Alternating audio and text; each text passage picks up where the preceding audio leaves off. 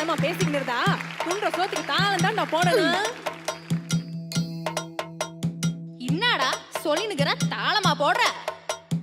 சொன்னதை கேட்டு தான் தாளம் போடுறேன். கண்ண வரைக்கும் திழிது வாய் துடுக்கு.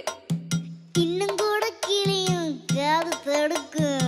புரியாம பேசாத, பல்ல தட்டுவேன்.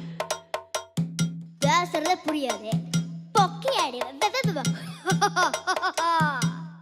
ஆற பார்த்து பேசுறேன்னு நினைப்பிக்குதா? நீ வளர்த்ததப்படி நான் என்ன பண்ணுவேன்? பம்பு பண்ணாத, பொண்ணு போடுவேன்.